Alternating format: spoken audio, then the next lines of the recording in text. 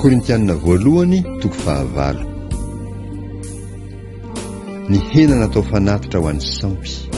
Korintianina voalohany toko 9 ny andininy voalohany hatramin'ny 17. Ary ny amin'ny hena terina amin'ny sampy dia fantatsika fa manana fahalalana isika rehetra. Ny fahalalana mampieboebo, fa ny fitiavana no mampandroso. Fa raha misy manao azy hahalala dia tsy mbola mahalala arak'izay tokony ho fantany akory izy.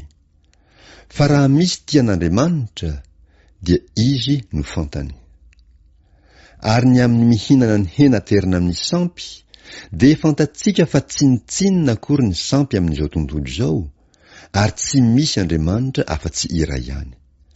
Fa na dia misy aza atao hoe Andriamanitra, na any an-danitra, na ety an-tany, toy ny misy Andriamanitra maro sy tompo maro, nefa amintsika kosa dia Andriamanitra iray ihany, dia ny iray izay niaviany zavatra rehetra, ary ho azy isika. Ary iray ihany ny tompo, dia Jesosy Kristy, izay nahariana ny zavatra rehetra sady nahariana antsika koa. Kanefa tsy ary manana izany fahalalana izany avokoa ny olona rehetra. Fa ny sasany, satria zatra amin'ny sampy mandraka ankehitriny izao, dia homana ny hena ka mahatsiaro azy ho zavatra naterina tamin'ny sampy, ka dia voaloto ny fieritreretany satria malemy. Fa ny hanina tsy hampaninona antsika amin'Andriamanitra. Fa na dia tsy homana aza isika dia tsy maty antoka, ary na dia homana kosa aza isika dia tsy mahazo tombony. Nefa tandremo fandrao izany fahafahanareo izany ho tonga fahatafitohinana ho an'ny malemy. Fa raha misy mahita anao izay manam-pahalalana mipetraka mihinana ao amin'ny tempolin'ny sampy, tsy ampahasahy ny fieritreretany malemy hihinana izay hena terina amin'ny sampy koa va izany? Fa very ny fahalalanao ny malemy, dia ny rahalahy izay navotany Kristy tamin'ny fahafatesana. Fa raha manota toy izany amin'ny rahalahy ianareo, ka manimba ny fieritreretany malemy, dia manota amin'ny Kristy ianareo. Koa raha ny hanina no mahatafitohina ny rahalahiko, dia tsy hihinan-kena akory aho mandrakizay, fandrao mahatafitohina ny rahalahiko.